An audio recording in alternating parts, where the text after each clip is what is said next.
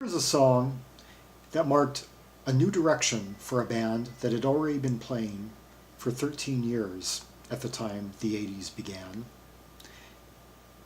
Hitting the ground running with the new decade, this is the track Man of Our Times from the album Duke by the band Genesis.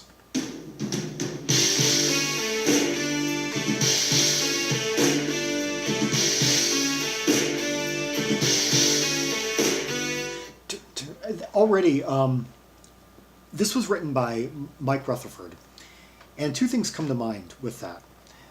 First is the statement that Phil Collins made in a 1978 interview with one of the musicians' magazines, attributing Mike with an affinity for Led Zeppelin. And I can hear that influence in this track. I can hear that slow lurch and that kind of like Bonham-esque type syncopation. And two, I hear a similarity between this track and Moonshine from Small Creep's Day, which came out about Rutherford's first solo album, which came out about 5 months before this. In this January of 1980. This came out like in June of 1980.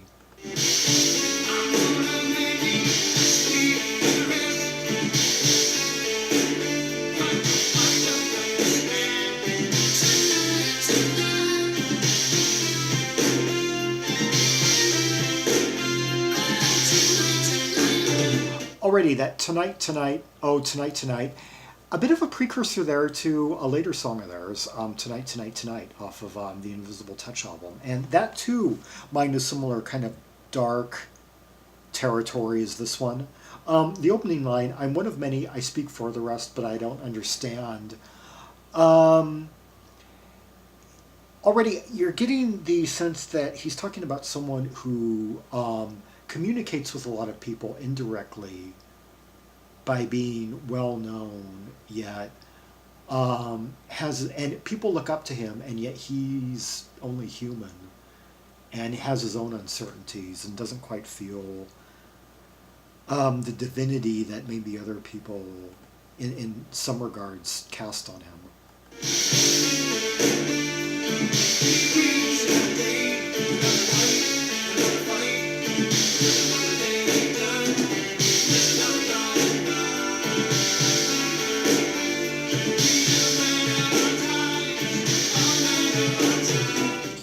He brings another day, another night, another fight. Well, there's another day done, and there's another gone by. Yeah, kind of like given the context of this album, even though this isn't part of the Duke suite that was broken up throughout the album, it almost seems like he's speaking about a male equivalent to the Duchess character, a star who's yet human and has human flaws that the public doesn't quite see. And also note how in the first line he was speaking from the point of view of that character, and then he switches to talking about him in the third person.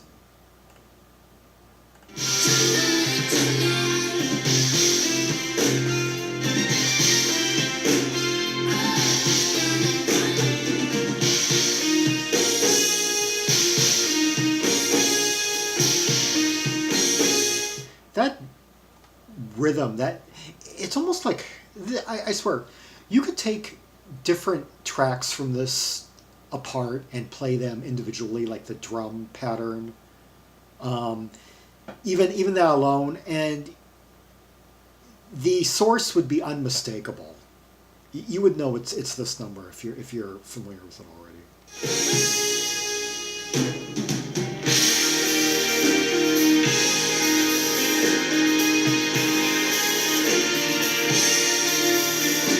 It has that real like large sound. It almost sounds like he's standing on a cloud, like overlooking like vast, like he's singing down to an audience, like from an aerial view.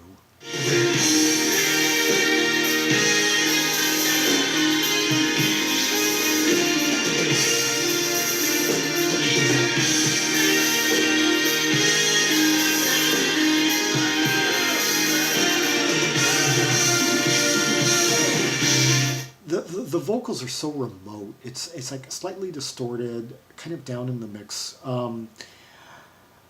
Overall, sonically, this does have a very, I hate to say the word, but the term post-punk. I'm hearing the influences. I'm kind of hearing a bit of Joy Division in this. I'm definitely hearing the rub-off effect of Peter Gabriel's third album, which Phil Collins had been involved in. And of course, I'm hearing Rutherford's kind of leanings in that direction. Yeah, I'm hearing several different reference points from the Zeppelin to the Joy Division here. And I would say in the Genesis catalog, the first song of this nature, the more dark, eerie, foreboding, that would be heard on the subsequent album in various capacities, and especially like on Shapes with Silver Rainbow, and then on Invisible Touch with, as I mentioned, Tonight, Tonight, Tonight. On Abacab with the likes of Man on the Corner. That's more kind of in the vein of In the Air Tonight, but both kind of two sides of sort of the post-punk element to that had crept into the Genesis camp around this period.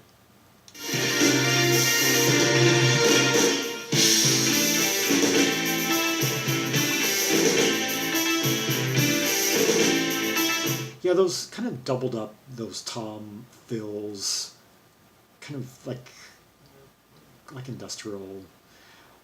It's the drums sound like patterns that Joy Division used at times. I'm perhaps thinking of the track Leaders of Men, one of their most maximalist numbers.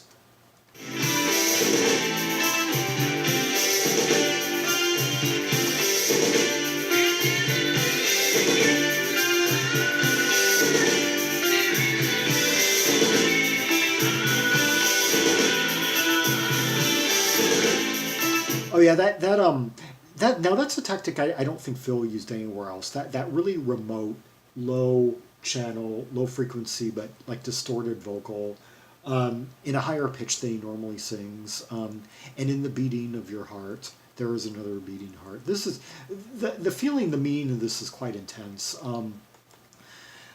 The cover of Duke, I've always interpreted as a man standing at the threshold of a new era, facing amid drastic changes in life. There's of course the breakup that's chronicled on a few tracks that Phil went through. There's the downfall. That's maybe more of a metaphorical element, but it's basically on the threshold of facing a new era with uncertainty, yet courage at the same time.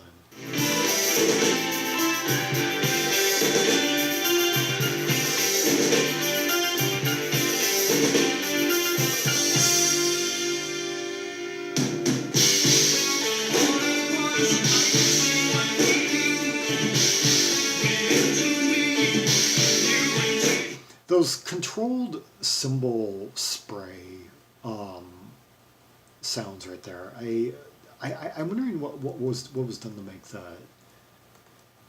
to make the percussion, the sustain sound so like controlled like that, contained.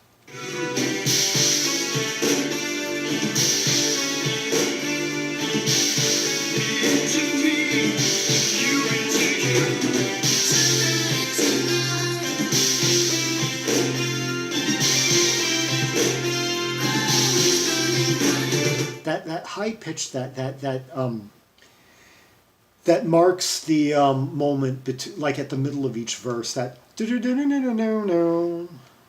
right there really kind of emphasizes it's almost kind of like fanfare like.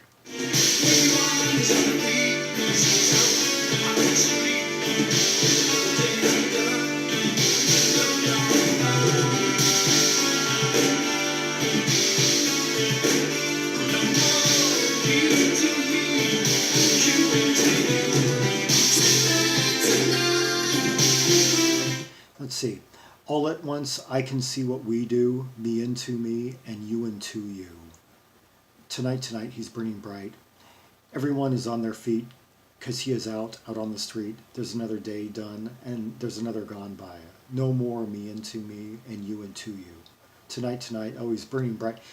I also kind of feel like he's putting across the message that that each one of us really, we each have ourselves to fall back on in the end.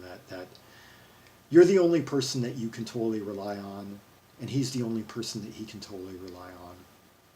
And it's a sentiment that's probably driven even more home for Phil personally at this point, considering that he was going through a divorce.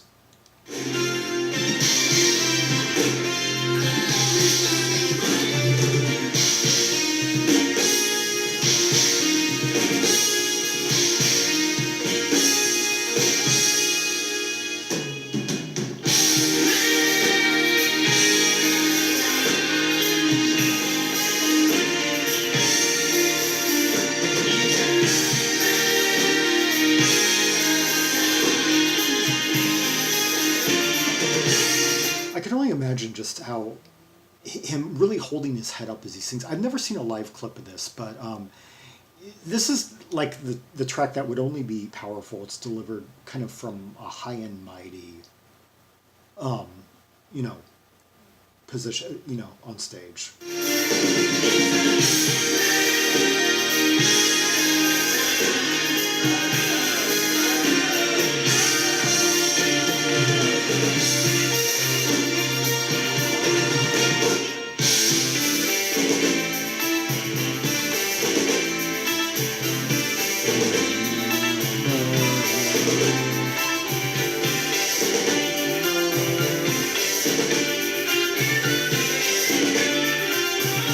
Goes like from A minor to G minor 7, C minor,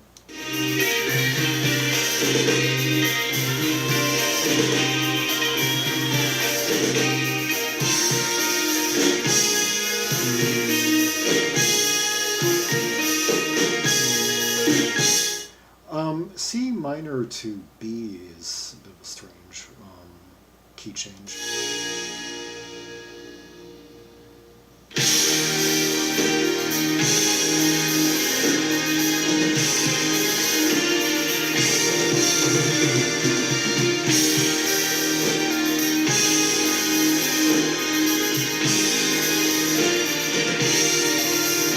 This just seems so elevated. It's like I could only imagine him walking out on the stage with his head like higher than it would be in perhaps any other number. Just really like shoulders back. It's looking up over the audience rather than at them.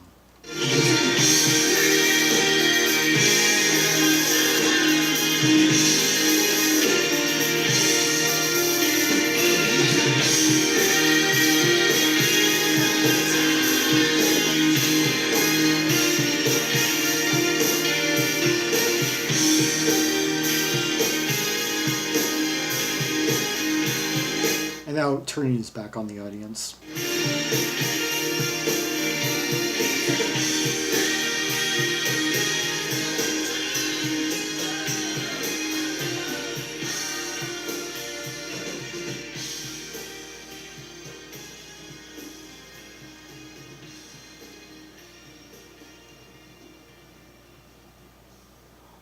One of my favorites, if not my absolute favorite,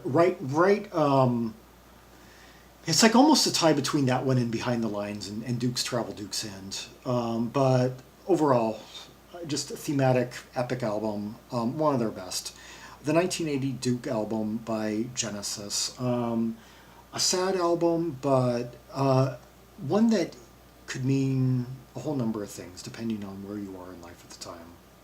I've just always taken it as the ultimate threshold to a new era, to an uncertain yet an era that ultimately the narrator of each song is going to face with courage. And I like the message. Genesis, Duke.